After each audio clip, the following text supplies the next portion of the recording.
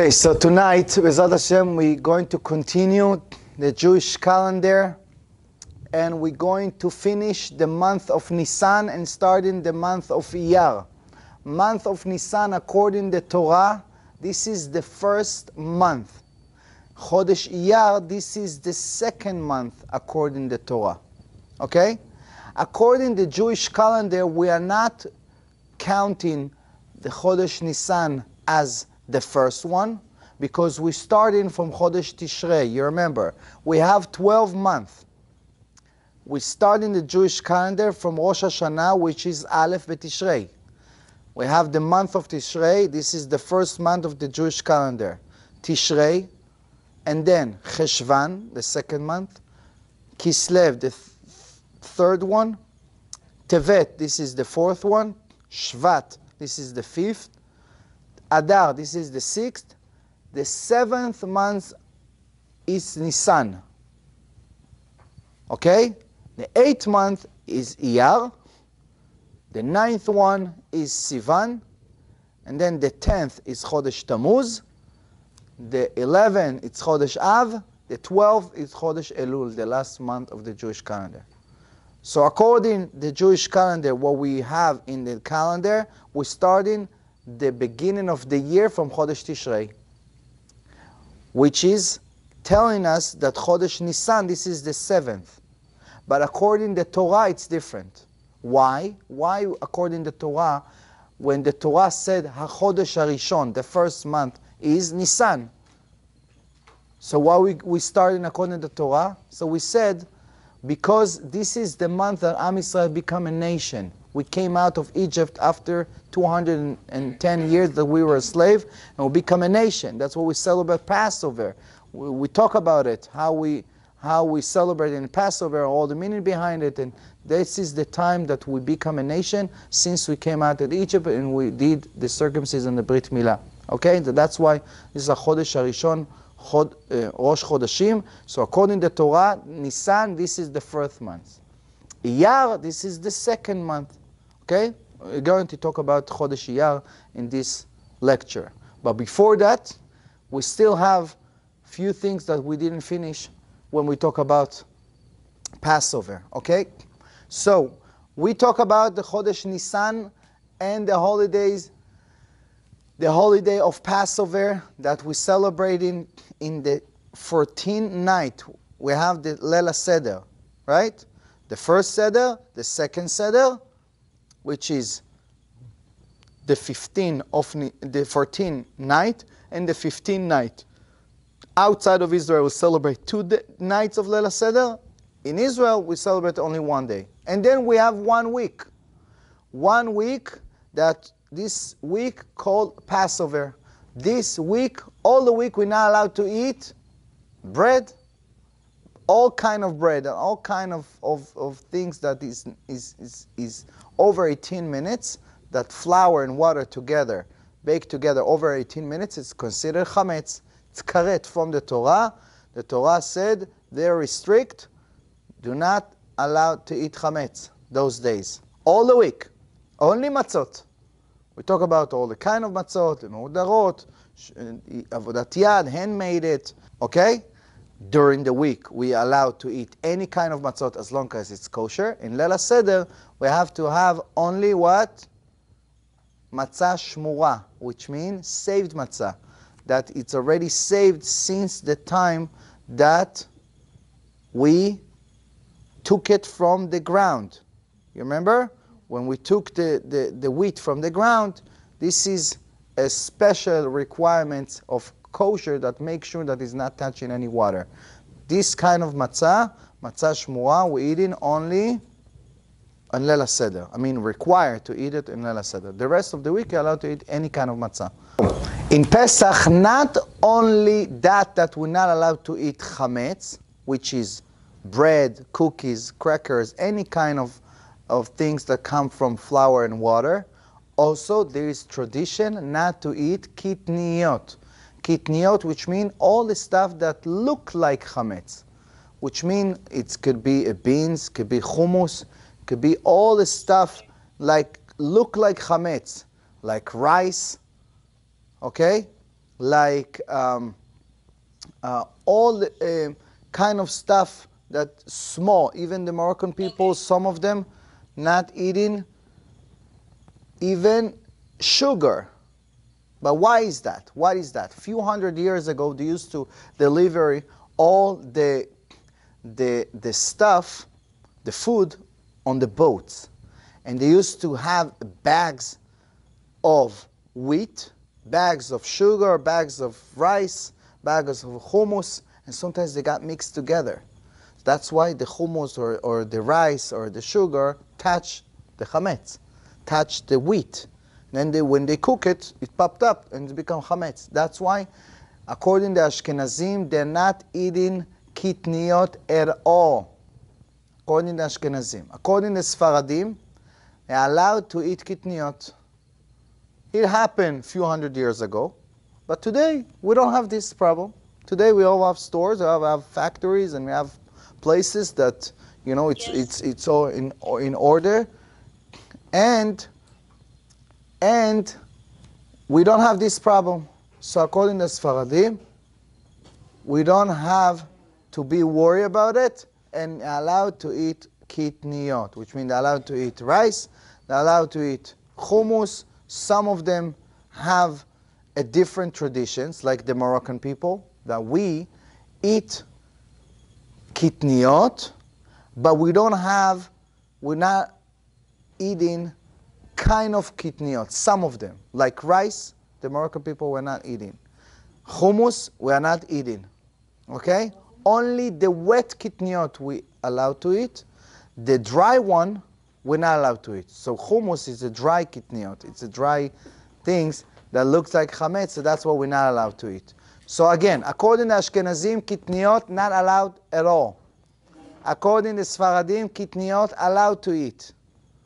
The Sfaradim, which means according to Ovadia, you're allowed to eat kitniot, included hummus, included rice, whatever you want to do. According to Moroccan people, because we came from Morocco and we keep this tradition for a long time, so that's why we're not allowed to eat rice and we're not allowed to eat hummus.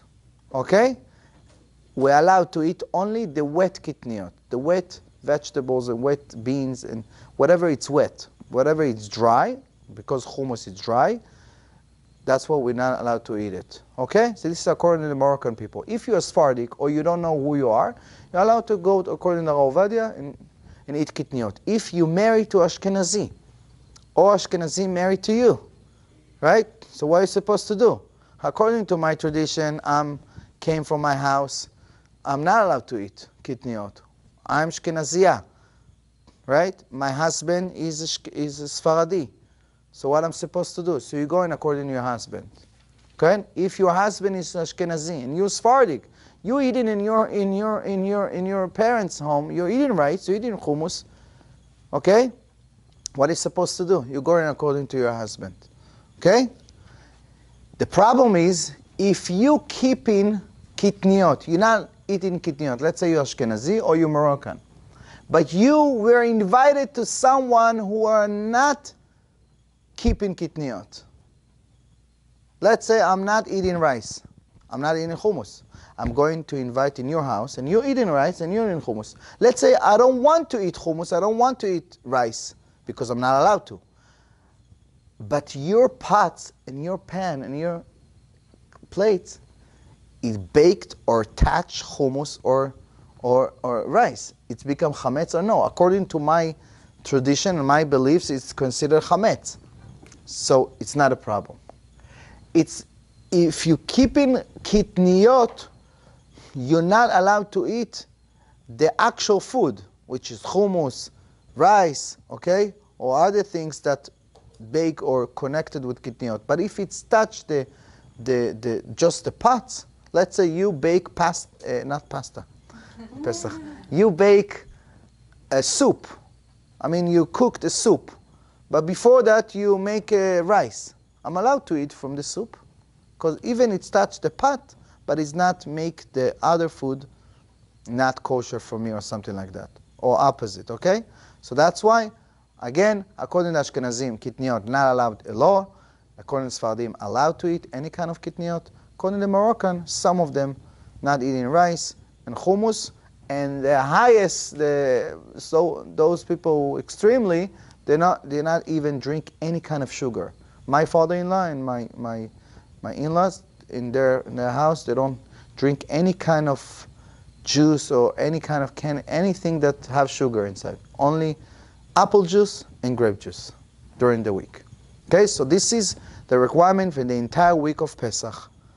When we finish the holiday of Pesach, we have 2 nights of Leil HaSeder and 2 days of Yom Tov, which is considered like Shabbat, like totally like Shabbat. We only allow to cook in Yom Tov. That's the difference between Yom Tov to Shabbat.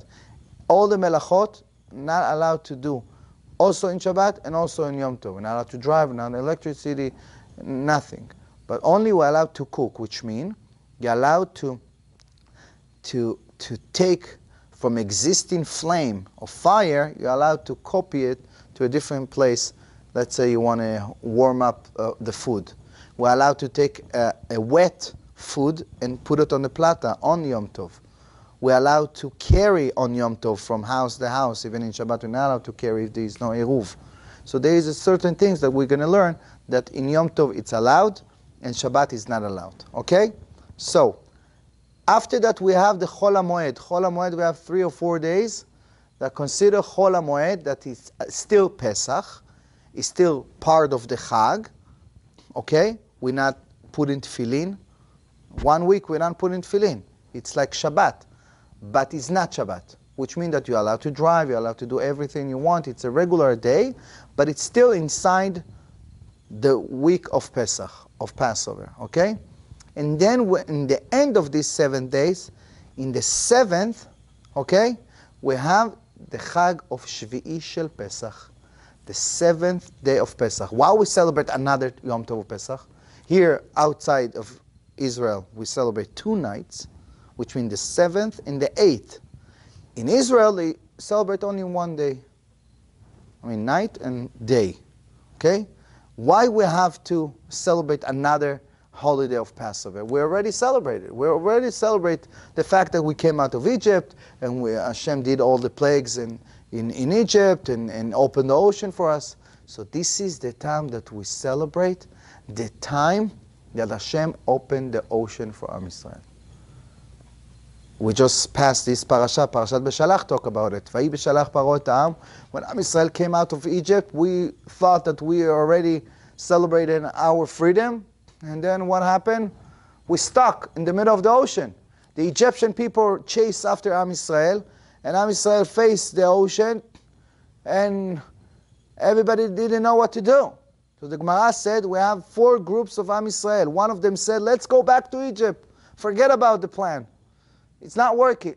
We're not going to die here. Let's go back to Egypt. Anyway, we slave. We just have a few days off. Well, let's go back. The other people said, let's fight against the Egyptian people, even there were millions of people. The other group said, let's pray. Well, what are we supposed to do when you have a problem? You pray to Hashem. The other group said, let's jump to the ocean. And who is the first one who jumped to the ocean? Nachshon ben Aminadav leMatei Yehuda. Nachshon, he's the first one who jumped to the ocean, and when he walked, the water reached his mouth, and he said, Hashem, this is my effort to make it happen. When the water reached his mouth, Hashem opened the ocean. Because Moshe Rabbeinu started to swim to Hashem, and he said, Hashem, help us. What am I supposed to do? All the millions of people came out. Only 3 million people came out of 12 million. Why? 80% of Am Yisrael didn't believe that they could have made it out of Egypt. Whoever didn't believe, they die when? In the darkness plagues. You remember? The darkness? Even the Am Yisrael, 80% die. It was the biggest cemetery in Egypt. Only 20% came out. It's like about 2.5 or 3 million people. So they came inside the ocean. Moshe Rabbeinu started to scream to Hashem. And Hashem said, there's no time for prayer. I want you to see how much you do by yourself. You're jumping. You say you believe in me? I want to see it in the field. Don't say to your wife, I love you. I want to see it. Don't say, I make effort, I do. So those people always talk, want to see it. So Hashem want to see how you jumping, even you're not sure that you're going to make it. And Hashem ben Madaf jump, all Am Yisrael jump after him, and then Hashem opened the ocean in front of all the world. And the amazing things what happened, that Hashem opened the ocean, people think that it's open only split to divide it to two sides. No, 12 lines open all over the ocean. You can imagine, every tribe walked in one line, and they have 10 miracles happen at the same time. One of the miracles, they have a mirror that they can see each other. Also, they got fruits inside the water. They got food for the babies. And also they got gold and diamonds and everything that belongs to the Egyptian people. They got everything inside the ocean. Belongs to them. So after they already took a lot of money from the Egyptian people before they left, they got multiple than that inside the ocean. The Gemara said each one of Am Yisrael used to have 90 donkeys full of diamonds. Each one of them, you can imagine, 90 donkeys. You can imagine for today, 90 cars full of diamonds. You can imagine how much money they have. That's why, by the way, this is cause the golden calf that they build after. Because when you have a lot of money, you start to make stupid things. You have nothing to do with that. That's why Moshe said to Hashem, what do you want? You give him so much money, and they have no moles and place to spend it in the desert, so they built something. But because of that, so Hashem did a miracle, not only the ocean, all the water in the world split to two. So all the enemies of Am Yisrael, all the nation of Am Yisrael, all the nation in the world saw and was witnesses that Hashem did the miracle of Am Yisrael. That's why everybody's scared from Am Yisrael. Before, until the Amalek, the nation of Amalek came and he fight against Am Yisrael, he's the only one who didn't care. That's why we need to destroy this nation. And until today, we always making noise when we mention the name of Amalek, when we read in the Torah. And also in Purim, we're doing a lot of noise when we mention the name of Aman, who came from Amalek. Going to get to it. So, Amalek, he's the only nation who didn't care, didn't scare from Am Yisrael. And the Gemara said he was like a boiled shower that everybody scared to jump inside, like the other nations scared to fight with Am Yisrael. And one of the people jump inside the shower, and he make it cold for everybody else to join. So he's the first one who fight against Am Yisrael, and then he caused all the problems that the other nation didn't scare afterwards. So anyway, because of this miracle, and the water was standing so long, and Am Yisrael went inside, and all the ground was flat, like a ceramic, something like that. And then until the last one make it in the other side, and then Hashem said, psht, close. All the Egyptian people that chase after Am Yisrael, they thought, okay, we also can go through. All the water, make everybody drown inside, and the miracles happen afterwards. What happened? Am Yisrael still was scared. They was not so happy because what? Maybe they could have made it. Maybe they could have swim. How do I know? Hashem did a miracle that every person that got torched by one of the Egyptian people, he saw him in front of him die. His body die in front of him. So, oh, you the guy. Okay, so now I'm good. Nobody will chase after me anymore. Right? So it was a miracle. So many miracles happen until we say in the Agadah, 10 miracles and 10 plagues happen in Egypt. How many happens on the ocean? 50. One of the rabbis, Rabbi Akiva, said 50 miracles happen in Egypt. because each makkah, each plague divided by 5. So how much in the ocean? 250. Rabbi Yossi said, no, 40 plagues happen in Egypt. So multiply 5, 200 in the ocean. So always multiply 5, or 10 multiply 5 become 50, or 40 multiply 5 become 200 on the ocean. Plagues, like so many plagues for so many options, so many ways, or 50 in Egypt and 250 on the ocean. Okay, that's why we celebrate Shvi'i shel Pesach, the miracles of the ocean, that it's called Kriyat Yam Suf. Kriyat Yam Suf, which means that Hashem ripped the ocean. Yam Suf, it's the name of the ocean, Yam Suf. Okay, and the Gemara said that our zivug, our shidduch, our spouse, all our relationship represent the Kriyat Yam Suf. The Gemara said your soulmate represent. It's hard to Hashem to make you soulmate, like it's hard to Hashem to open the ocean. So that's why this Chag, this holiday, very, very, very important to those people who try to find their soulmate.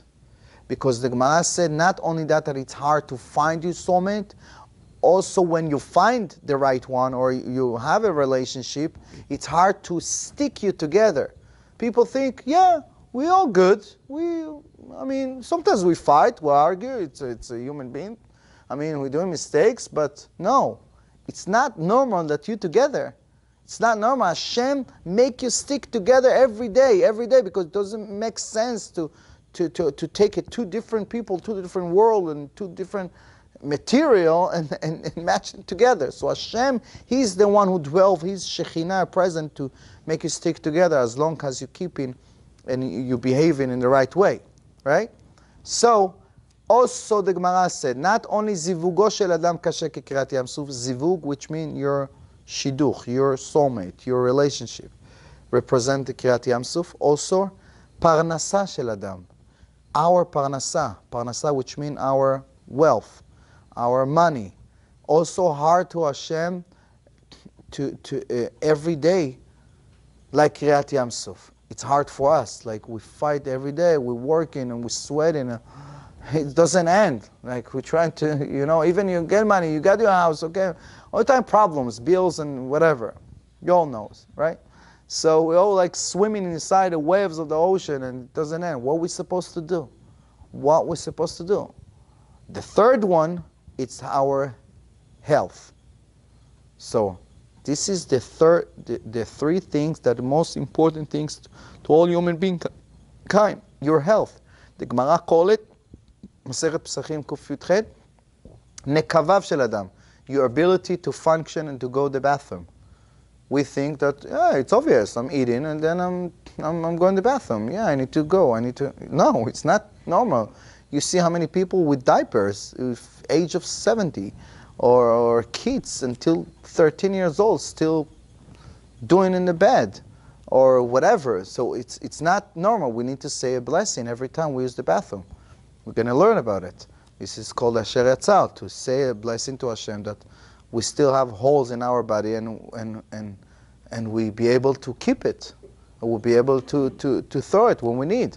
Okay, so these three things represent the Kriyat Yam Suf. That's why in the night of Shvi'i shel Pesach, we're doing tikkun. We all, after we finish the meal, the night of Shvi'i shel Pesach, it's the 21 of Nissan. 21 of Nissan. This is Shvi'i shel Pesach. The same night, we all coming to shul after the meal, and we're doing the tikkun. We're reading the tikkun of Shvi'i shel Pesach. We have a few things to read, and also the end of it, it's like take 2 hours or 3 hours. The end of it, we're reading the song of Am Yisrael called Az Yashir Moshe. Az Yashir Moshe. This is Perek Tetvav. It's chapter 15 in Sefer Shmot, in Parashat Beshalach. that Am Yisrael make a beautiful sing to Hashem. Az yashir Moshe uvnei Yisrael tashira azot laHashem, ashira laHashem ki ga'o ga'a. They said, we're so grateful that you be able to show us so many miracles and what you did for those people who throw our babies to the Nile and they got the same thing. Because whatever you cook, that's the result you're going to get. Right? So Hashem, if you're getting something in your finger because you did something bad with your finger, it's not coincidence in your finger or in your legs or whatever. Anything that you do in life, it's measure for measure. So those Egyptian people who throw our babies to the Nile, now you're going to be, you like water? Okay, go for it. All the 10 plagues, you remember I told you, was exactly because the same thing that you did to Am Yisrael, same thing we did to you. You didn't let the woman to use the mikveh to be pure for their husband, right? After they got the period. You like blood? You're going to get the blood. That's why they got the first plague as blood. And so on, all the plagues, okay? Measure for measure. So the same thing in the time when they have the miracle of Kiryat Yamsuf, okay? So this is the time that we all going outside and we sing it. Az yashir Moshe uvnei Yisrael tashira zot lamonai. We sing it every Shabbat usually. We say it every day. It's part of Shacharit. It's part of the morning prayers. But in Shabbat, we sing it everybody together. But in Shvi'i shel Pesach, this is the most important time because the Maharal said whatever happened at that time, every year we got the same abundance, the same powerful divine present from Hashem. So that's what we can ask whatever we want. I said to everyone after we finish the song, ask for your shidduch, ask for parnasa, ask for health, for happiness, for whatever you want, because this is the time that the gates in the heaven opening, because this is the time that Am Yisrael crossed the ocean and they sing to Hashem. When you get in your salvation, only when you're grateful to Hashem. When you have problems in life, when we facing problems and obstacles in life, change your expectation to appreciation. When you got a problem, think about it. Should I be focused on this problem or should I be focused on what I have? Stop, say thank you what you have, and then you feel better. And then you see that the problem is not a problem. Or it's not the biggest what you measure it. Yeah, it's a small one because look what I have. Okay, I have a problem with parnasa right now. I have a problem with my shidduch, but listen, I'm healthy. I have money. I have work. I have that. I have friends. I have so many things that I'm blessed. So that's why when this is the power of this to sing and to be grateful. That's why we have this powerful and beautiful holiday of Shvi'i shel Pesach, and we also do it in the night, and we also read it in the parasha in the morning. We're reading the Torah, okay? And so that's what we're celebrating Shvi'i shel Pesach. We have 2 days of Yom Tov, and then we finish the Chag of Passover, okay? We finish the Chag of Passover when we add in the 8 days here outside of Israel. We add in, we're doing Havdalah, and we finish the Chag of Passover, and then we're allowed to eat Chametz again. That's what we're doing, the Chag of the Mimuna. The Mimuna, this is the Moroccan Chag, right? All the people come and with the customs and dance. We eat in Mufleta. I don't know if you're familiar with that. Mufleta, it's kind of wrap.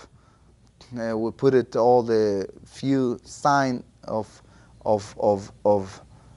representing and symbolize our faith and our sweetness, that we grateful to Hashem that we did it, and also after 1 week that we so desperate to eat bread, so we put in honey and chocolate and whatever and a few other things, and it's called Chag HaEmunah, the faith holiday that we have.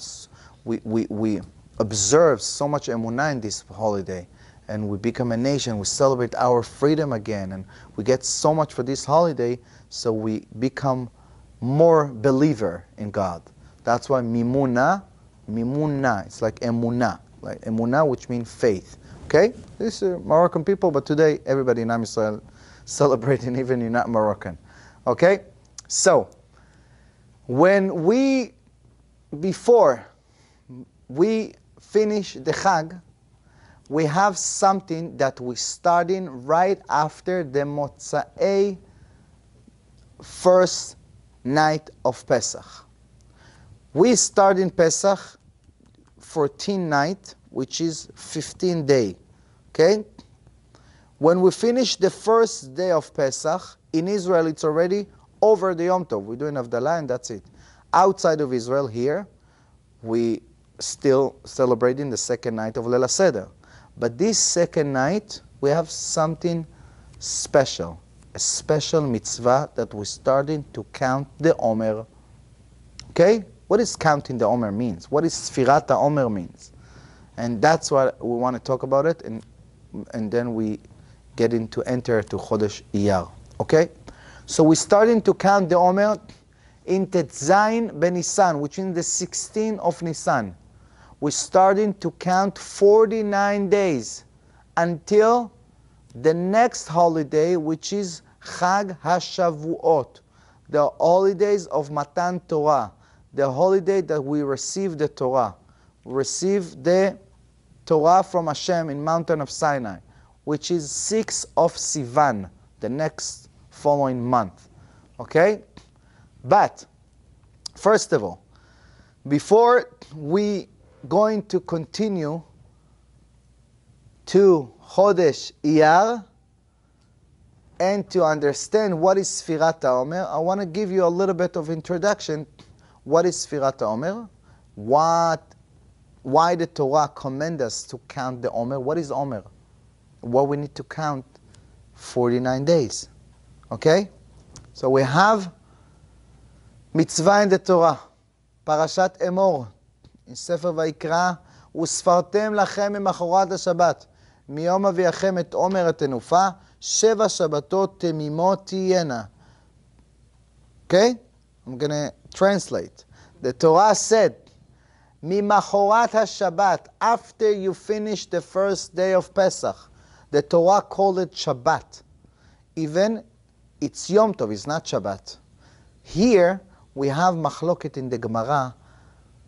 We have a group of people who called tzdokim, who didn't believe the verbal Torah. They believe only in the writing Torah. Whatever write, this is it. We don't like the explanation, the details, whatever. Whatever Chazal and the rabbis change the word or play with the words or add something to the words. So they said, no, Mechorat Shabbat, which means a regular Shabbat. I don't care if Pesach is Tuesday or Wednesday. We always starting to count the Omer on Sunday. That they said. But no, the Gemara, the verbal Torah explained that Mechorat Shabbat, which means right after the first day of Pesach. If Pesach fall Monday night, when we're starting to count the Omer? Tuesday night, day after. Okay? This is the main things that start the argument and show us the power of the verbal Torah, and those people who are not believing in the verbal Torah, they got destroyed, of course. Even today you have another group of people who are not believing in the verbal Torah, but we should know that we not allow, we cannot understand the writing Torah without the verbal Torah. Why? Because the writing Torah, which is 5 books that we have, the Bible, this is just the commandments, the 613 mitzvot, commandments, right? But we don't understand what is that. The Torah said, build sukkah. But what is sukkah? What is supposed to be made of? Do arbaat aminim, take lulav. What is lulav? What is trog? What is tefillin even? Put tefillin. But the Torah didn't explain what is tefillin, what is the black things, how many times, how it's supposed to be look like, how it's divided by the parshiyot. It's only the verbal Torah explain everything. Even in Shabbat. The Torah didn't say nothing about Shabbat. Keep Shabbat, what am I supposed to do? What I'm not supposed to do? Nothing in the Torah, just 4 melachot in the Torah. But how you got to 39 melachot? This is in the verbal Torah. I'm going to talk about it more when we get to the Shabbat, when we learn about Shabbat and about Kashrut and about all the other halachot. We're going to talk about it more, okay? So here we're starting the Sefirat HaOmer. Sfira, which means counting. Omer, which means this is korban, sacrifice. In the time of Bet HaMikdash, the time of Bet HaMikdash, they used to take barley from the ground, in amount of 1.6 kilo. This is the amount of the Omer. Omer is a barley, look like a wheat, okay? Bunch of Omer together. They used to lift it, okay? This is the way that they used to sacrifice the Korban Omer. Right after they finish to celebrate the holiday of Passover. We count from the first day that they used to make the Omer, we count 49 days until Chag HaShavuot. In Chag HaShavuot, which is fall exactly 50 days after, we count in 49 days. In the 50 days, the 50th days, we're celebrating the holiday of Shavuot, which is the day that we receive in the Torah. And what is the Korban? What is the sacrifice that we sacrifice in the time of Bet HaMikdash? It's the same Korban, but made of wheat, not made of barley. What is the symbolize behind it, and why the Torah did it? We have few reasons why we count in the Omer. So again, we count in 49 days. Hayom, today it's 10 days La Omer from here. Today it's 29 days La Omer. Today it's 42 days La Omer. So this is called Sefirat Omer. Every day we count in the how many days is the Omer, okay? How many days we count since we sacrifice the Korban Omer. This is only when we have Bet HaMikdash. Today we don't have Bet HaMikdash. So why we still counting it? Why we still counting it? So I can explain you. So, first of all, we have few reasons why we count the Omer. The Torah said, "Usfartem lachem imachorat Shabbat." We need to count the Omer from the day after Pesach until Chag HaShavuot. The reason, the first reason, according to Sefer HaChinuch, that he said that the reason about the mitzvot. He wrote a book about the 613 mitzvot, and he explained what is the reason behind every mitzvah. So he said the reason is not connected to the Omer. It's connected to the point that we use to count 49 days in order to prepare ourselves to receive the Torah. So we count in 49 days, like Am Yisrael used to count since they left Egypt. How many days from the time that they left Egypt until they received the Torah? 49 days. And they count every day. Today it's 29, today it's 28. You remember the time that we count before the school is over?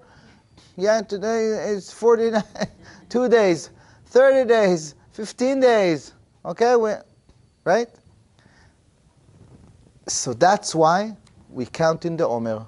It's the time that the Am Yisrael used to count to prepare ourselves. You can't receive something if you're not preparing for that, right? You're going to a course, or you're going to a place, you're going to vacation, and you prepare, you're searching what is an area, what are you going to get, how you building the vessel, how to observe it, and to be ready for that. If somebody will come to you, the boat and cruise in front of your house in the morning that you're not ready, come on, let me wash my face, let me get ready. No, come on, go. You're not ready for that, right? Or somebody important will knock on your door in the morning. You're not ready. You need to prepare yourself.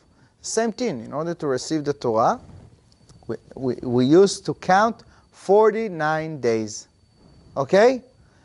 This is the first reason. The second reason is not because of the Torah. The second reason that we count in, it's because Am Yisrael used to be in Egypt in the 49 gates of unpureness, like minus 49. So deeper, so down level that they did all the averot, all the bad things and all the bad sin. So that's why they need to elevate themselves 49 gates until to reach to the 49 gates of pureness in order to be able to be pure enough to receive the Torah. Okay? So they need to work on their characters and their behavior and their believer and to be able to clean themselves, okay? Like cleansing themselves in order to be pure. So from 49 gates of unpureness, from Tum'ah, they need to elevate themselves every day to fix something else by themselves to be able to receive the Torah when they're pure, okay? This is another reason. The Sforno said it's not about that. It's another reason. It's because of the farmers. In that time of the springtime, all the farmers used to go outside to cut their field, right? So no one remember exactly the day that he's supposed to come back home to celebrate Chag HaShavuot. So how are you supposed to do that? So they used to count. They used to celebrate Passover, then to go outside to the field, work, cut, whatever. So they don't know which day, what's going on. So you need to count. Today is one day Halomer, today it's 2 days, 7 days, 48, okay, so tomorrow I need to go back home to celebrate Chag HaShavuot. So this is because of the farmers, okay? So we have 3 reasons. One, because of the Torah, preparing yourself for the Torah, you should remember that. Second, to elevate your level of your pureness from the 49 gates of unpureness to the 49 gates of pureness, okay, to reach the highest level. And the third reason, it's because of the farmers that used to go outside from their house and they used to count to know what is the date of Chag HaShavuot will be in order to come back home early and to make it on time. Okay? And another reason why we're taking the korban, the sacrifice of the Omer, made of barley, and the korban that we sacrifice in Chag HaShavuot 50 days after, it's made of wheat. Why? Because when we came out of Egypt, our behavior is like an animal. Barley, it's a food for animals. Who eats barley? Only animal. Move, right? Move. All the time they say move. So this is because we behave like we behave like an animal.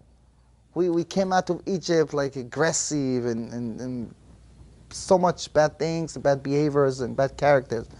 So and then when we elevate ourselves, and then we become wheat. It's a food of human being.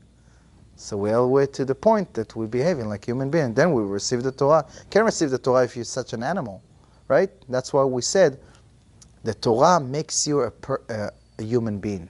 Before a person get close to the Torah and observing and keeping the Torah mitzvot, he's like, give me, who is talking to me? Oh, he's like a gangster. When you see people getting close and doing teshuvah, oh yeah, ishtabach shemo, yeah, thank you. They're behaving so nice. I know people like they used to kill people and used to make a lot of, but when they start to learn Torah, they get so sweet. Oh, I remember this 5 years ago. I used to to rip the tires of people every. So that's why when we work on yourself, you become a human being. That's what we sacrifice. The sacrifice of wheat in Chag HaShavuot, that made of wheat, that this is the food of human being. Okay. So, also, the other reason, the last one, the reason that we're celebrating, the reason that we're counting Sefirat HaOmer, it's because the tvuah, the produce that we have on the field, depending of the weather, right? So we count in every day in a way that we're grateful and we're thankful for Hashem that we have parnasah and we have enough food to bring to our house and it's not destroyed by the bad weather or any kind of storms. So we kind of thanks Hashem and we also pray, Hashem, keep it like that, keep it nice and spring and sunny and beautiful, okay? So it's kind of prayers and hoping and praying for the future that it's going to be like that, remain like that until Chag HaShavuot. So it's like, the Rishonim call it like they exercise themselves to believe in God more. So the exercise of emunah, after we came out of Egypt, we celebrate Passover, we celebrate Shvi'i shel Pesach, we become more close to Hashem, we believe in Hashem, and now we're showing how much we're grateful, and we're showing how much we believe in Hashem, that He's the one who depending, our parnassa, our money, depending of God, so become more close to Hashem, and then we get in the Torah and Chag HaShavuot when we so much strong in Emunah. Okay? This is the fifth one of the reason of Sefirat HaOmer, the counting the Omer. Okay? So, we started from the second day of Pesach, which is 16 of Nissan, until when? Chag HaShavuot, which is 6 of Sivan. Okay? This is exactly 49 days. Why 49 days? Why it's not 56, 60, a different number? 49 divided by 49 days, but 7 weeks. Everything is 7. In the Judaism, everything is 7. 7 days of the week, the 7th is Shabbat. 7 years, the 7th is Shemitah. Shemitah, which means we're not allowed to work in the 7th year, every 7th year, right? 7 days of a woman got her period. She needs to disconnect, to separate from her husband. 7 days that we're mourning for someone who passed away, right? Everything is 7. 7 days before the baby gets the circumcision. So everything is 7. Why 7? Why the number 7? You know? Why the number 7? Number 6 represents this world. Why? How many directions we have? South, north, east, and west. Okay? And then up and down. 6. 6 directions we have in this world. 7th is the dimension of the spirituality.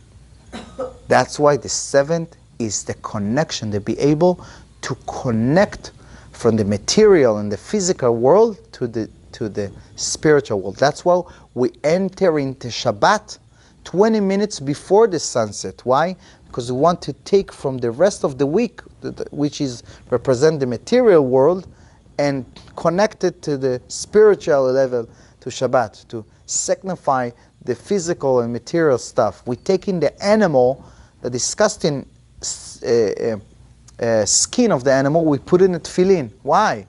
You're supposed to put tefillin for something nice. Take it from the animal, you cut it, you put it inside things, and it's not the right. Yeah, because this is the point of Judaism, to be able to function in a normal way, to have relationship, to have kids, not to disconnect from all like the priest or those people who are not connected to women, not connected to this world, material, no having fun, no enjoy the world. No, enjoy the world, but in the right way. Go to the restaurant, but a kosher restaurant. Have relationship, have kids, have a beautiful family. Yeah? Enjoy life. It's to find Hashem, is to find the spirituality in every place, in everything that is material or physical world. Okay, this is the dimension of the 7. Okay, all the time when you find 7, also a person who has 7 in his number. So 7 is showing the person who very spirituality, and a person who his spirit controlling the physical and his desires, his temptations, his like he be able to control it. Okay, this is 7. That's why we have 7 weeks. 7 weeks multiply 7, 49. But according to Kabbalah, I have a beautiful reason. This is the last reason that is according to Kabbalah why it's 49 days. According to Kabbalah, we have Sefirot. You know what Sefirot? We have 10 Sefirot, which mean 10 levels that the abundance of God going through those Sefirot. 10 Sefirot, that's why we have 10 plagues, we have 10 commandments, we have the 10th of times that Hashem said what's going to be in the creation. 10 Vayhi, it's called 10 Ma'amarot. We have 10 times that Hashem tests Avraham Avinu. It's all have reason why 10, 10, 10. It's all because of a lot of things, but most of it is because of the Sefirot. Sefirot, which means it's a levels that Hashem behaving, that through his behavior we get in the abundance for him to our to our world, okay? So 3 Sefirot, the 3 top Sefirot belongs to Hashem, to a very spiritual level. This is called Chabad. What is Chabad? You never knew what is Chabad abbreviation. Chokhmah, knowledge, the wisdom of God. Bina, it's another level of wisdom. Dat, it's a knowledge, but which means connection. But this is 3 very high level, and we can almost reach those levels. It belongs to Hashem and those tzaddikim that can reach our level. But this is the 3 levels and Sefirot belongs to Hashem. What belongs to our world? The last 7. I write it down. It's called Chagat Naim. Chagat. Chesed is the first one. Chesed, kindness. Chesed, kindness. Gimel, it's Gevura. Gevura, it's represent power, strength. Okay? The third one, Tiferet. Tiferet, this is the third one. Hod is the fourth one. Hod. Okay? Netzach is the 5th one. Netzach. I'm going to I can explain, it's very detailed, it's very deep. Netzach, I'm going to tell you one by one. Netzach is the 5th one, and then Yesod. Yesod is the 6th, Malchut, the 7th. Chesed is against to Avraham Avinu. Avraham Avinu, first our father, is Chesed. He is the one who always give. Chesed is the ability to give. Person who have Chesed, person who born on Sunday, also it represents the 7 days of the week also. So whoever born in each day have a different midah, different level of the Sefirot. Okay? So a person who have Chesed is like Avraham Avinu. He's the one who always give. No filter. I don't care if you deserve it. I don't care if you need it. Even a person who's smoking weeds and is doing like that, but you give. You're a giver. Right? You're a giver. Those people who give to everyone, even they don't have for themselves, they always give to others. This is Chesed. It's good, but sometimes it's too much. What do you mean? You give to everyone, but we don't have food in our table. Well, you give donations to everyone. And this is people used to give because they have in their core Chesed. Okay?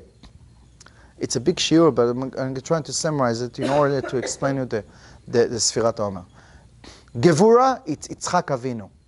It's the Gevura, it's the strength and the ability to hold up. No, I'm holding myself. I'm not going to do bad things. I'm not going to behave in the bad way. Okay? Also, it's the ability to hold yourself, not to be a giver. No, this person, I'm not allowed to have him in my house. No. Don't invite him. Don't give donation to this guy. No. It's sometimes the wife is like that and the husband is like that. So it's like a war. But you don't understand why your husband like that, because you need to know what is the core of your husband. So that's why when I sit with people, I said, you Chesed, she's Gevura. You're not going the right way. So Gevura, no. He's the person who is stingy, don't like to give, always hiding the money, spend for himself. He can buy for himself all the good things, but the other people, even to his wife, he's not going to give everything. A person, if you want to know who is going to date, or who, if you have a good relationship, if you have a husband, first of all, before you get into a place, if he's how much level of Yirat Shamayim, how much he's observing, how much, first of all, if you have a giver, you have the ability to give. If you take him to a place, a restaurant that you see homeless people, to see how he's giving or he's just ignoring. This is one of the foundation of a relationship. Okay? So, Gevura, no, I'm not giving. It's also holding yourself not to do bad things. Gimel, the third one, is against to Yaakov Avinu. Yaakov, it's Tiferet. Tiferet, it's a combination. It's the almost the best level. It's a combination, the chesed and gevura together, which means I'm giving, but I'm still have a filter. It's both.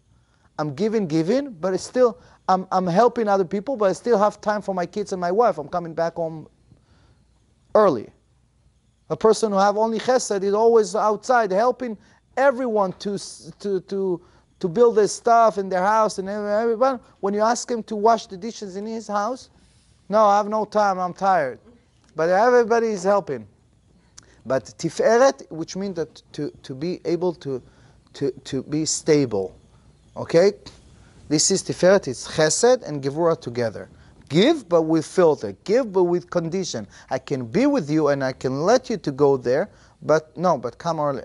You know, like, you know how to be able to behave with your relationship, with your kids, and your kids want something. Those parents who give to their kids, buy a toy every week, they find themselves in dollar store, in Walmart, okay?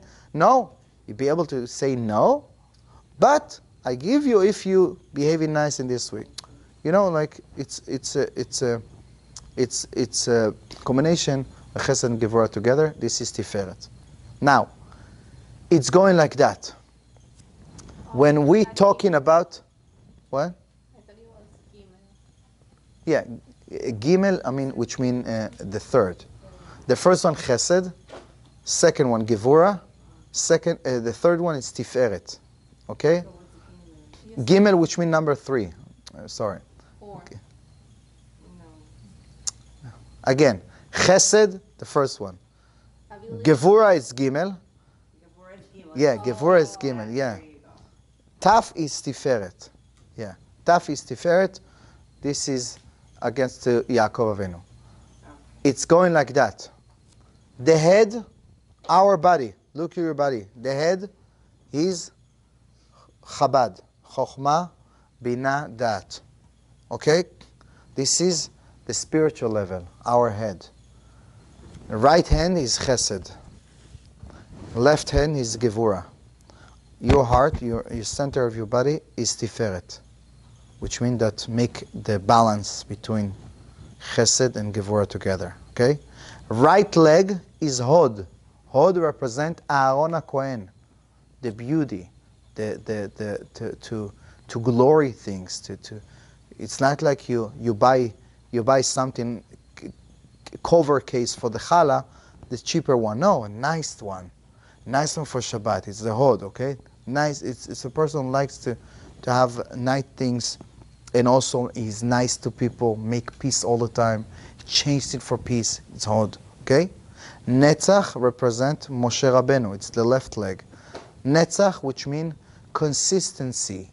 Those people who start something and then go into other things. They never finish things, okay? They're always changing places, they're always moving around. They consistently to be able to netzach. Netzach, which means forever. Okay? So it means consistency and forever. This is Moshe Rabbeinu. Whatever Moshe Rabbeinu did in his life stays forever. Whatever he touched, stays forever. That's why Hashem said, if I'm let you enter Eretz Israel and you build in Bet HaMikdash, it stays forever. And then when I'm going to be upset on Am Israel, during the time, I'm going to destroy them. So I'm rather you not to build it, and I'm rather myself to be upset and destroyed, express my anger of the Bet HaMikdash, instead of to get upset on Am Israel and destroy them, Chas v'Shalom. This is one of the reasons he didn't let Moshe Rabbeinu to enter Eretz Israel. Okay, so Netzach, which means consistently in eternity. Okay? And then Yesod, this is Yesod against to Yosef HaTzadik. This is the Kedusha. Be able to keep yourself in the Kedusha, not to do bad things, not to have forbidden relationships, and all the stuff that belongs to purity between husband and wife, and to yourself. And this is Yosef, that he is keeping himself not to be with Potiphar, the daughter, the wife of Paro. Okay, even she chased after him. This is to be able to keep yourself in Kedusha. Malchut, this is represent David HaMelech. You remember those people? Who is the Ushpizin? You remember? David HaMelech, Malchut is the kingdom. To be a leader with a kingdom, with a pride. This is represent David HaMelech. Okay, so that's why. Every week in Sfirat HaOmer represent a different midah. So Chesed, it's the first week. Gevura, it's the second week. Tiferet, it's the third week. Right? Hod is the fourth. Fifth is the Netzach. Sixth is the week of Yesod. The seventh is the week of Malchut. But why we need 49 days? You can do 7 days. Because every week and every midah have another level of other midah. I'll give you an example. In the first week, we start in Chesed. Okay? Chesed, Shebe Chesed. It's the week of Chesed and also the day of Chesed. The second day is the Gevura of the Chesed. The week is the Chesed. But in every midah we have 7 levels. So Chesed the Chesed, Gevura the Chesed, Tiferet the Chesed. What is Gevura the Chesed? I'll give you an example. If you are the person who likes to give, but sometimes you need to have Gevura, not to hold up, not to give to everyone, not to be able to be available to everyone anytime, okay? On behalf of your money, behalf of your time, behalf of your wife and your kids. No, you need to be held up. Also, to have conditions. I can give you, if I give to everyone, everybody will jump on me and take my money. No, I can give you, but in this condition. Or you need to do that in order to get it. It's the gevura, okay? To hold yourself up. Or to know which one to give and which one is not. So chesed the chesed, chesed the gevura. Gevura the chesed is also opposite. Let's say the second week is the gevura. What is the gevura of chesed? What is that? I'm doing chesed, I'm doing kindness with you by doing gevura. What do you mean? You see a homeless, or you see a person who lost his job. He's always asking you, so you're helping him. Then you say, no, I'm not going to help you. I'm helping you by saying no. Why? I want you to find yourself a job. Because if you used to get to get all the time, you're not going to do anything in your life.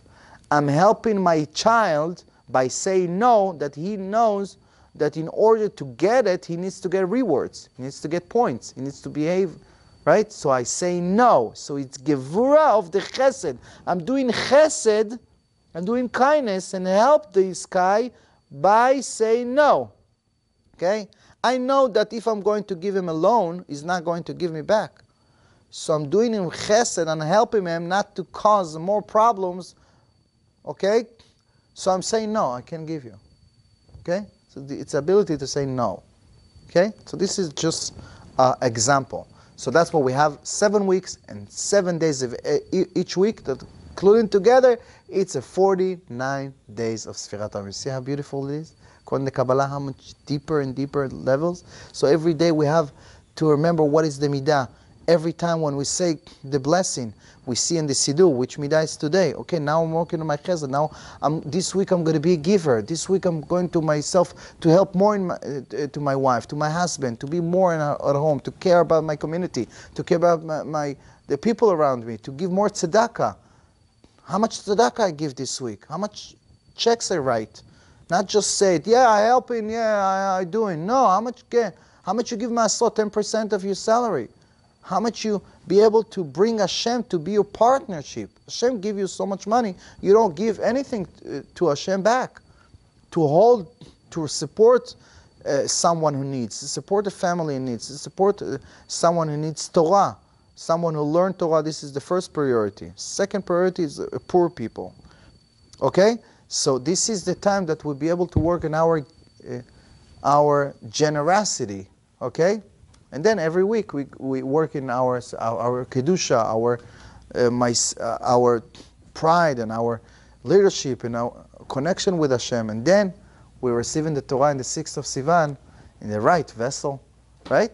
So that's why we prepare ourselves in Sfirat HaOmer 49 days. And then, so every night we're starting to count the Omer. Every night we start to count the Omer by say the blessing, Baruch Ata Hashem, Elokeinu melech haolam, asher kidishanu b'mitzvotav v'tzivanu, al Sefirat ha'omer. We have a blessing, that we blessing, Hashem command us to count the Omer. So this is machloket, we have a dispute in the Gemara, if this mitzvah today it's from the Torah, or from our sages, from the Rabbanan, because in the Torah it's only when the time that we have Bet HaMikdash. We have the actual Omer. Today is not the actual Omer, it's just reminder that they used to count the Omer in the sacrifice Omer in that time. So this is machloket. But anyway, we say the bracha, we don't say Shechianu because it's not actual mitzvah, we not sacrifice the Omer. So we just say the bracha on behalf of what we used to do. That's why we don't say Shechianu. Okay? And also we don't say Shechianu because of what? Because it's a mourning time, that we remember the time that we used to have Bet HaMikdash, so we sad. You don't say Shechianu only when you're happy. Okay? Another reason why we don't say Shechianu, because we count it right after, we just say Shechianu on the Passover holiday. Shechianu, which means, it's the blessing, Shechianu v'kiyimanu v'higianu l'zman hazeh. Hashem, thank you by bring us alive to this moment. Okay? So we just say it yesterday in the Leila Seder. So that's why we don't say Shechianu. Or, another reason, or because it's a long mitzvah. Usually we put in tefillin, you finish the tefillin, or you finish to light the candle of Shabbat, you finish the mitzvah. Here it's the mitzvah that doesn't stop, it's the longest mitzvah ever in the Torah. 49 days, one mitzvah. Right? So that's why we don't say Shechianu. In the first day, we're waiting for Chag HaShavuot, when we celebrate the holiday of Shavuot, and they say Shechianu, Hashem, thank you by helping me to get into this moment. Okay? So, after we finish the blessing of Sefirat HaOmer, we count in the Omer. How we count in the Omer? We have two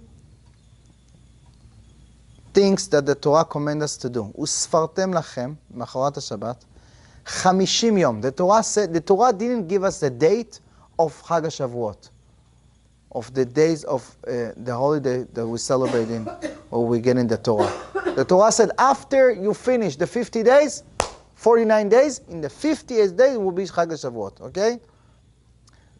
And the Torah said, Sheva Shabbatot Temimot Tiyena. The Torah said one time 49 days, and one time the Torah said weeks, 7 weeks. What are we supposed to do? So the Gemara said, how are we supposed to count? Hayom, it's 1 day. Hayom is 18 days. But how many weeks? I don't know. So what are we supposed to do? So every day we start in Hayom, Yom Echad Laomer, the first day. Today is 1 day Laomer. Today it's 6 day Laomer. When you get to 1 week, you say today is 7 days, that this is become 1 week Laomer. So you count also days and you count also week.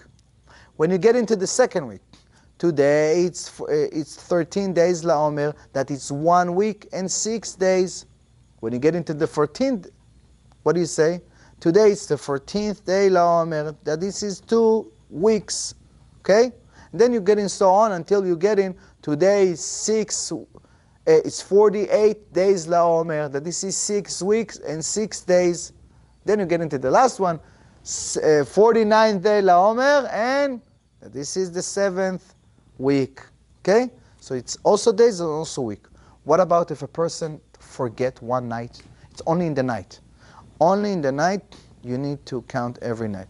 It's not obligate to women to count, only for men, because the men used to sacrifice this Omer, so you don't have to. You don't have to count. If you would like to, you can do it, but also because you can hold it so long to not to forget one night. Because the Torah said the word temimot, which means perfect, it needs to be all connected. If you miss one night, you'll not be able to say the blessing again. You'll be able to count, but you miss the mitzvah. But you have another option to complete it, to catch up let's say I forgot to say it in the night. In the morning, somebody remind me, you remember how much it was last night? Oh, I forgot to say. So you can say it in the morning without to say the blessing, and then you continue in the same night with the blessing. But if 24 hours you forget to say it at all, let's say, you know, we're all busy, we're all going flying, going vacation, you know, so you miss the blessing. You need to hear it from the rabbi, you need to hear it from the hazan, not to say it with the bracha, to say the name of Hashem and to complete bracha, because you miss it, it's not tmimot, it's not perfect. It's supposed to be perfect, okay? This is according to Sefirat HaOmer, but we have another things in Sefirat HaOmer that we need to remember and know, that in Sefirat HaOmer we have few halachot and few traditions, that those days we are mourning because something happened. In the time of Sefirat HaOmer, we are mourning because 24,000 students of Rabbi Akiva passed away. In the period of time, 33 days. Okay? From the first day of, we start in the count the Omer, 33 days, we have a mourning custom, which means that we're not allowed to get married in those days, not allowed to listen to music those days, okay? We're not allowed to get a haircut or shave those days, not required for women. Women allowed to, okay? Especially a woman needs to be pretty for her husband. So imagine she have a mustache. So, or she's not fixing the eyebrow. So, allowed to. But anyway, in Chol HaMoed, in Pesach, even those people who are not keeping the other traditions of mourning, in Chol HaMoed we're not allowed to shave and take a haircut. That's why I told you we need to do it before the Chag. But, so for those 33 days until Lag BaOmer, until Lamed Gimel, which means 33rd of the Omer, that this is fall of the 18th of the next month, Iyar. Okay, the next month is Iyar. This is the 33 days that we're mourning because of the 24,000 students of Rabbi Akiva. Rabbi Akiva, he was the biggest Tana in the time of the Tanaim. Okay? He is the one who have the most students in the world. And all the Torah that we have today, it's from Rabbi Akiva. Rabbi Akiva was Am Haaretz until the age of 40. He didn't learn a word. He didn't know how to read a word in Hebrew. In the age of 40, he got married to Rachel. She was the daughter of Kaleb Savua. Her father was the multi-billionaire in the world. One of the three wealthier people in the world. Like today, Jeff Bezos and Zuckerberg. Okay? And he said, you're going to marry to this guy, the poor guy, that have no money, so I promise you that you're not getting any penny from me anymore. So she said, anyway, I'm going for it. I'm going to marry him because he was tzanua umali, he was humble and have a good midot. That's why she got married to him. And the Gemara said the stories how they used to be in the small tent. They didn't have even barely barley to sleep on. They were like very bad situation. And he went away from his house for 24 years to learn Torah. After 12 years, he came back and he heard his wife have a conversation with her neighbor that she told her, oh, your husband left you for 12 years. You're like a widow. What's going on? And then Rachel said, if he would have listened to me, I would have preferred to let him stay there another 12 years. So he just turned around. He didn't even come knock to say hello. He turned around and he came back to the yeshiva to learn another 12 years. And he became the biggest Tana in the world. But he's above all the Tanaim almost. Okay? Until that the Gemara said, when Hashem showed Moshe Rabbeinu, when he went to the heaven, Hashem showed them in the computer all the generation that are going to be. When he showed him all the map, he said, hey, wait. Stop for a second, go back. Who is this guy? He said, Rabbi Akiva. You have this guy in the generations to come, and he wants to give me the Torah. He's better than me. Can imagine a person who didn't learn Torah until the age of 40, and he becomes so holy and so high in level that Moshe Rabbeinu said, you should give them the Torah, not to me. So Moshe Rabbeinu is the father, is the founder of the Torah, the writing Torah. Rabbi Akiva is the verbal Torah. So all the halachot that we have is from his students. The biggest students that he have, that one of the 5 students that remained after the tragedy of the 24,000 students. Who is that? Rabbi Shimon Bar Yochai, Rashbi. That's what we celebrate in Lag BaOmer. We take in all the kids and we celebrate in the bonfire, right? We're going to talk about it. This is one of his students that he wrote the Zohar, the Kabbalah, come from Rabbi Shimon Bar Yochai. So he's the little ones who remain in the end. So you can imagine who is Rabbi Akiva. Rabbi Akiva. Yeah, I mean, yeah, no, because of other reasons. Because of you need to learn so much until this age and be able to get holiness. But anyway, so Rabbi Akiva reached this level because he learned 24 years straight, not having any interruption from his wife and anybody else. And he became the greatest rabbi. That's why, because of this tragedy, that every day 730 students passed away. Can you imagine 700 funerals every day from the biggest rabbis? Why? Why this happened? This tragedy, how Hashem took them all in this period of time? Because they didn't respect each other. They feel above each other. They used to go down on each other like, yeah, you stupid, you that, I know better than you, and all of that kind of stuff. Because of that, Hashem said, I don't want you to be example of Am Yisrael.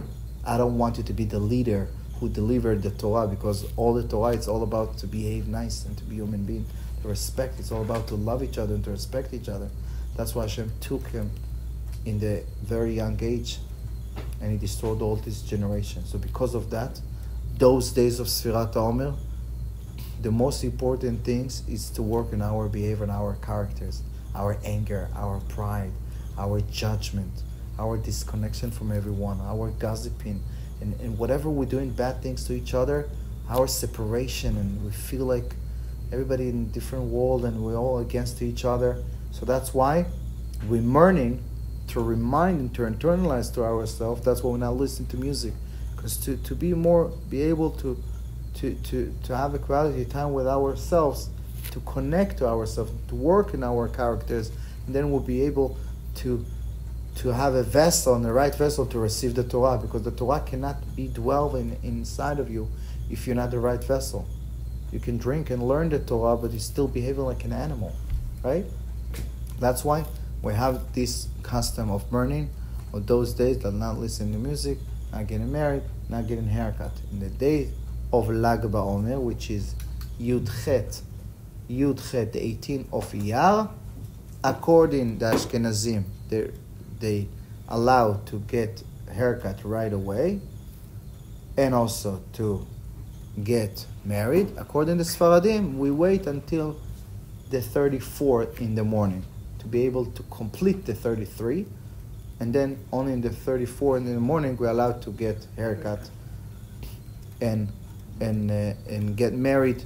Also from the day of Lag BaOmer, but from the 33rd, all of us, the Ashkenazim and Sfaradim, are allowed to listen to music, allowed to get married, and all the smachot and all the events starting to after this period of time that we mourning. Okay, this is fall in Chodesh Iyar. So we completed the Sfirat HaOmer. We complete all this period of time that we're preparing ourselves to Chag Matan Torah. So next time, Bezrat Hashem,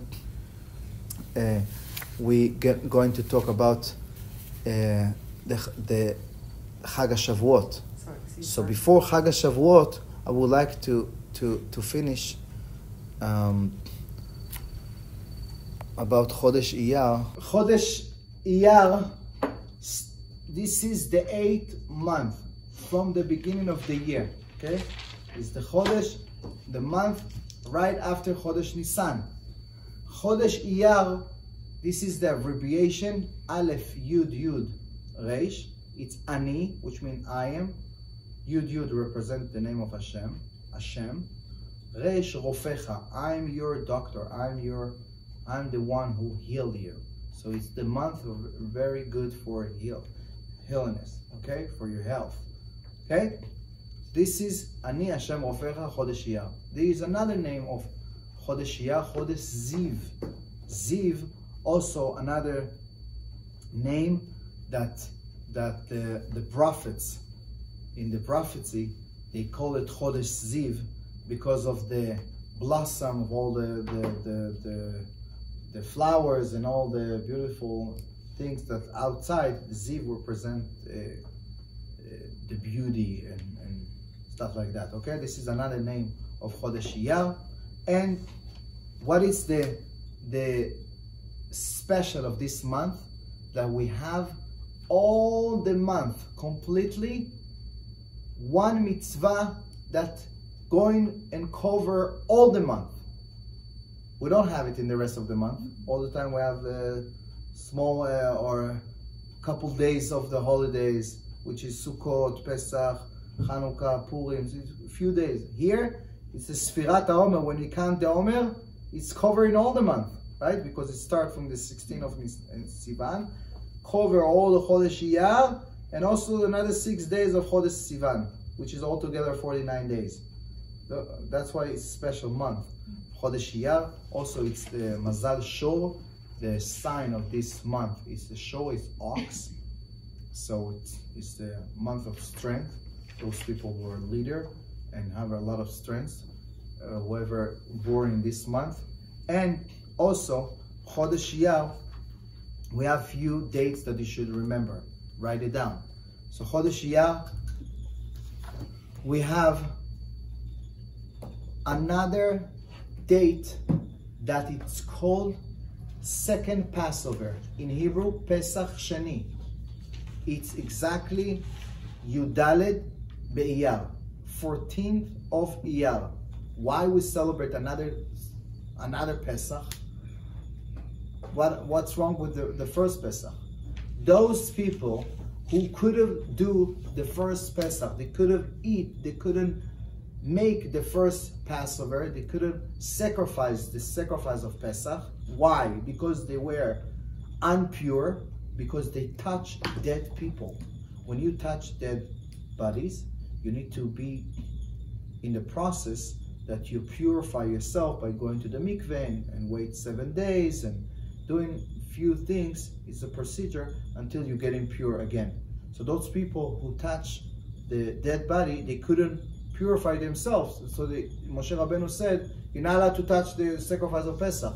So they came to Moshe Rabbeinu, Rabbi, it's not fair. We couldn't have a chance to celebrate the first Passover in history. What we're supposed to do? He didn't know what to do. He didn't know what's the halacha. He didn't know what's the answer. He asked Hashem. And the Torah said Hashem give him another chance to celebrate Pesach. When? In the following month. So those people who didn't celebrate in the first month, they celebrate again in the second month. Today, we don't have sacrifices, so we don't have nothing to do in this day. We just eating matzah. Just to remember that this is second Passover. We eat matzah, we say mezonot, we don't say amotzi. Say mezonot only if you're eating more than one matzah, so you should say amotzi. So also in this day, it's the Hilula, the memorial day of Rabbi Meir Baal HaNes. Rabbi Meir, he is one of the students of Rabbi Akiva who remained from those 24,000. He is the one who remained together with Rabbi Shimon Bar Yochai. Remained together. That's why Rabbi Meir Baal HaNes is a big rabbi who promised whoever have any problem in his life, he needs to say 3 times, Elaha de Meir Aneni, God of Rabbi Meir, help me. God of Rabbi Meir, help me. Elaha de Meir Aneni, 3 times. Put any kind of money for tzedakah and say to Hashem, if I go, help me in the merit of Rabbi Meir, help me and give me this salvation, whatever I need. So he's a big rabbi, Rabbi Meir Banes. All the kupot tzedakah, the packs of tzedakah today, they have the picture of Rabbi Meir. I mean, it's not the right picture, but he's a very big rabbi.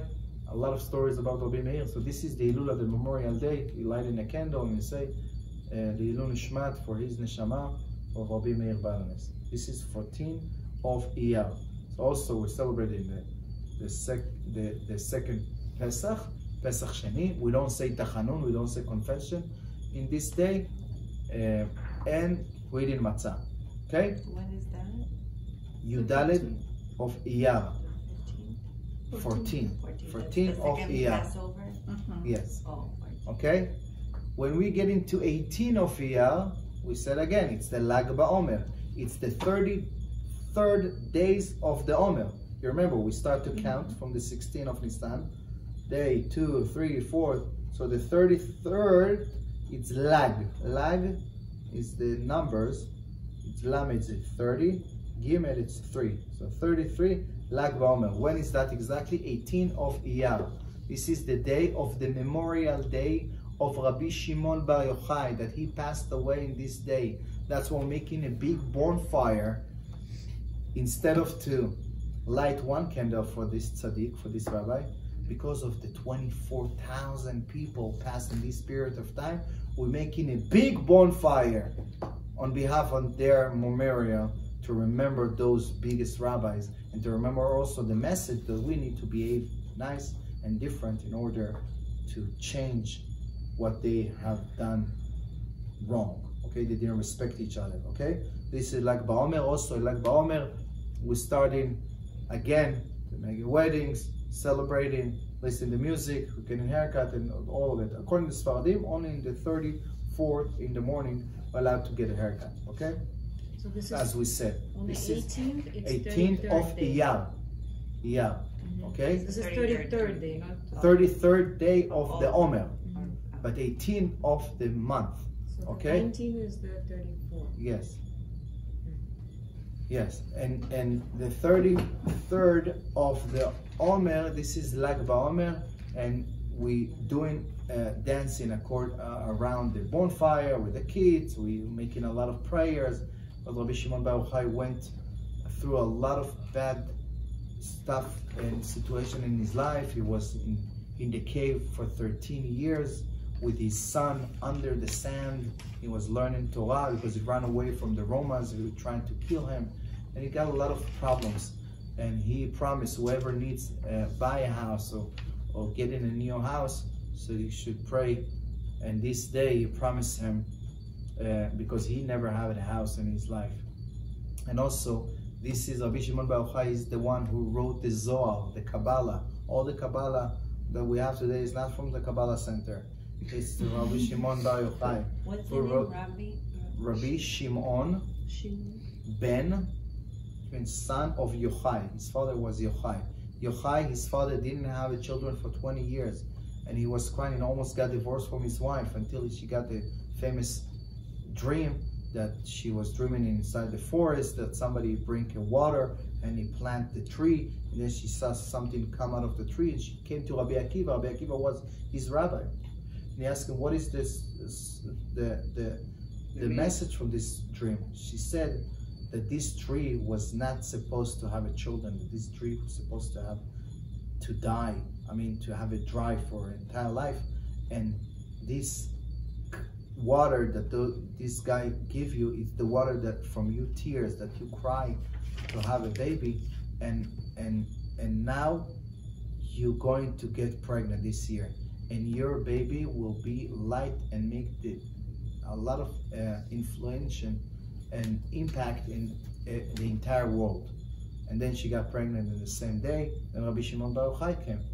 He became the greatest rabbi, and he wrote all the Zohar and all the Kabbalah, and his students wrote all the books from him, all the Zohar and all the Kabbalah, and nobody, the entire history, for hundreds of years, nobody understand the Kabbalah, the Zohar. It was in Aramaic, it was very hard and deep. All what's going on in the world, it's amazing. Until Ha'arizal. Ha'arizal is in the Ma'archu. Rabbi Yitzchak Ashkenazi, he is the Kabbalist 400 years ago in Tzfat. So he explained and wrote and teach all the Zohar and the Kabbalah. And Ma'archu, Rabbi Chaim Vital, he wrote everything down on notes like you're doing, and he published it after he passed away. After 20 years, it took him to make it in order, all the books of the Zohar, the Kabbalah, the Shar Gilgulim, all the recognition, all this stuff in the world, to explain everything, the deeper behind the scene, what we see in the world, the levels of our neshama, our body, what's going on in the world. Amazing, all the Sefirot and all the Kavanot and the Tefillah, all the words, every word, what it's the meaning behind it, how we can get the abundance from God, and it's very deep and deeper level. Okay, so this is Rabbi Chaim Vital. He was the student of Ha'arizal. Okay, Ha'ari, it's Rabbi Yitzchak Ashkenazi. He was the one who teach all the Kabbalah in Tzfat 400 years ago. Okay, so we celebrating Lag BaOmer because of the merit of Rabbi Shimon Bar Yochai, and we happy, and also we ask in salvation from him because this is the night that he passed away in Lag BaOmer. Okay, and we happy also because this is the time that the student of Rabbi Akiva stopped to die. That's why. So it's not coincidence that this is the day that he passed away, and also we celebrate and we're happy that because this is the time that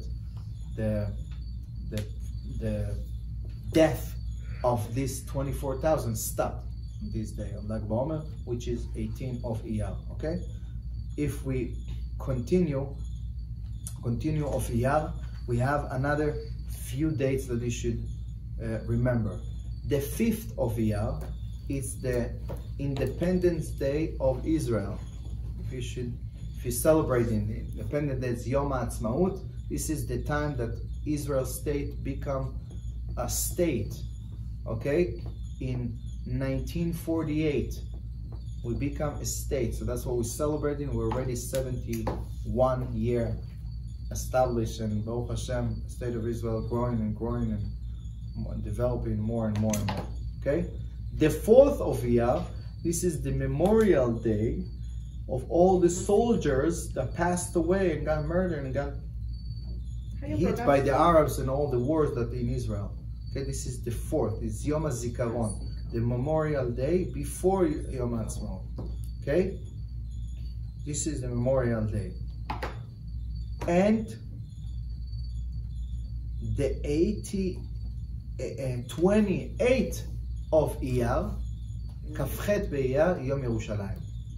Yom Yerushalayim, we're celebrating over 40 years that Yerushalayim got released from the Arabs and from the Jordan people who was controlling Yerushalayim and the Kotel, that nobody was be able to pray in the Kotel, in the place of Bet HaMikdash. So that's why Yom Yerushalayim is the 28th of Iyar. So we finished the Chodesh Iyar, all the dates, all Shvi'i Halomer, a beautiful Chag, and then when we finish the Iyar, we're entering the Chodesh Sivan, which is the Chodesh of Chag HaShavuot, that we're going to talk about it, B'ezrat Hashem, next shiur.